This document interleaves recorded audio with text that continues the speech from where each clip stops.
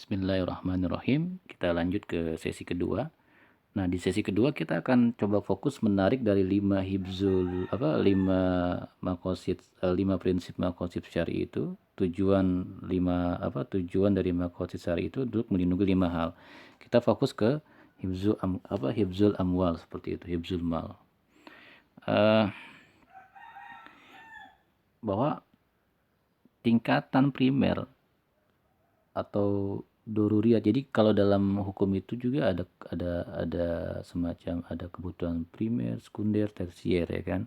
Nah, dalam hifzul mal ketika masuk ke dalam tingkatan primer doruriyat, ya kan, itu mengikuti pensyariatan kepemilikan harta dan larangan mengambil harta orang lain dengan cara yang ilegal. Prinsipnya Allah melindungi agar manusia tidak mendapatkan harta atau mengambil harta secara ilegal atau batil. Wajib mengembalikan utang, nah itu. Jadi diatur juga nih, wajib mengembalikan utang. Apabila aturan ini dilanggar, maka akan berakibat terancamnya eksistensi harta. Bisa bangkrut, ya kan? Ketidakberkahan harta, atau terjadi tadi pembunuhan, ya kan, seperti itu. Kita bisa saksikan hari ini banyak konflik-konflik di masyarakat itu ujung-ujungnya karena harta, kan, seperti itu. Nah, tingkatan sekundernya nih, tingkatan sekunder hajiat, ya kan, ada syariat untuk misalnya gini, meminjam, jual beli, kerjasama bisnis, menggunakan akad yang jelas dan diutamakan tertulis, ya kan. Di surat Al-Baqarah itu ada satu halaman, satu ayat yang bicara tentang mekanisme catat mencatat dalam transaksi, itu panjang lebar dibahas. Nah, apabila cara ini diabaikan, maka akan mengancam keharmonisan persaudaraan, ya kan? Menginformasikan tentang peruntukan modal, tata cara pengembalian sebagai penambahan dari sebuah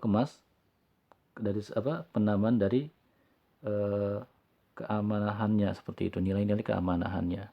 Makanya di poin yang terkait dengan hajiat ini kita bisa saksikan juga banyak karena pinjam utang piutang, pinjam meminjam, persaudaraan rusak.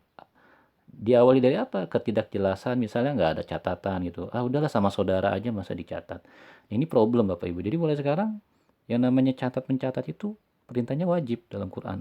Jadi kalau ada transaksi utang piutang, pinjam meminjam, ya dicatat seperti itu.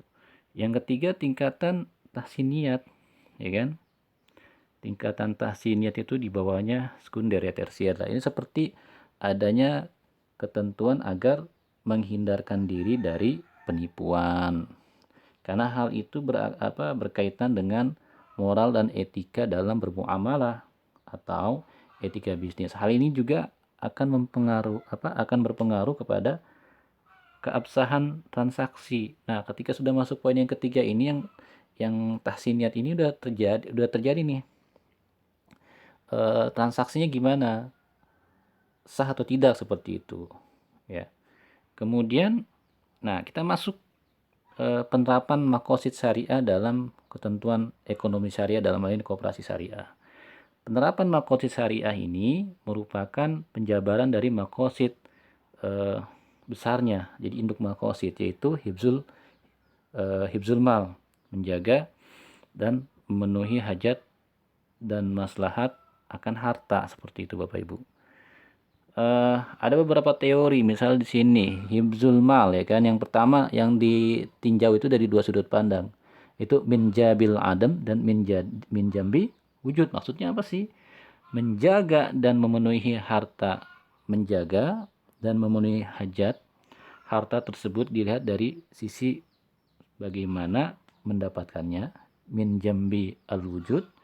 Yang kedua adalah memelihara harta yang sudah dimiliki, min jambil adam, ya kan, min jambil adam. Nah, jadi Allah Subhanahu wa taala itu juga mengatur bagaimana cara memperoleh hartanya, mengelola hartanya dan bahkan mendistribusikan hartanya. Yang ini akan diimplementasikan dalam transaksi-transaksi di koperasi syariah.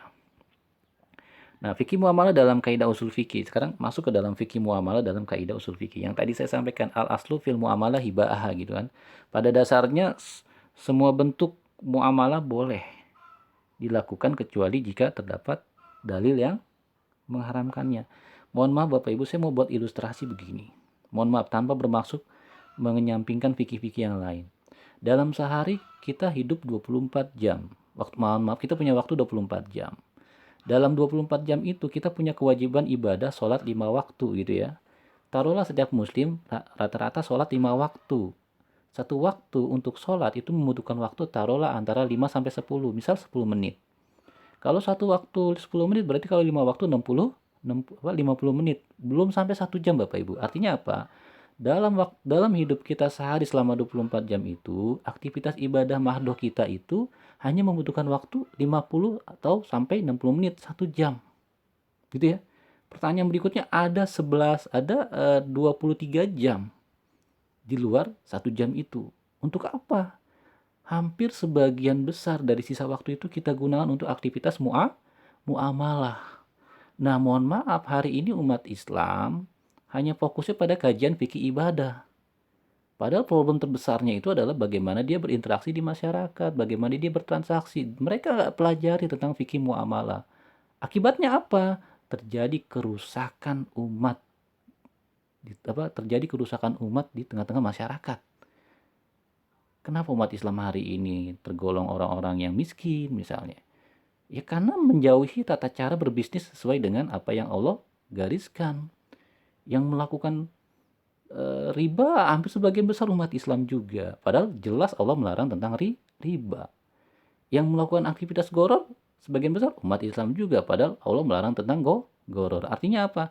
Ketidakpahaman dari fikih muamalah ini yang menyebabkan kerusakan dari sisi kehidupan umat di tengah masyarakat Bapak Ibu. Jadi mohon maaf, makanya kenapa kita harus punya porsi yang jelas juga tentang kajian fikih muamalah, karena ini bergantung juga terhadap amaliyah kita di dunia, dan kalau amaliyah kita di dunia rusak ya bergantung juga di akhirat seperti itu. Kaidah usul fikih ini menjelaskan bahwa hukum suatu eh, persyaratan tergantung pada hukum pokok perkaranya. Apabila hukum asal suatu perkara dilarang, maka hukum asal menetapkan syarat juga dilarang, dan begitu juga sebaliknya. Dalam perkara muamalah, hukum asalnya adalah dibebaskan, Bapak Ibu, dibolehkan, kecuali ada dalil yang melarang. Maka seseorang tidak diperkenankan untuk melarang, ya saya sampaikan, orang lain tidak diperkenankan untuk melarang suatu persyaratan yang pada dasarnya boleh disepakati dalam akad. Ya kan, kecuali jika ada dalil yang menunjukkan larangan pada persyaratan itu. Seperti itu Bapak Ibu ya.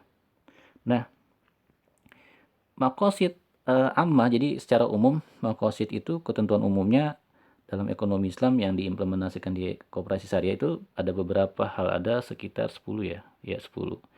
Yang pertama, setiap kesepakatan harus jelas. Bayan, gitu kan, harus jelas.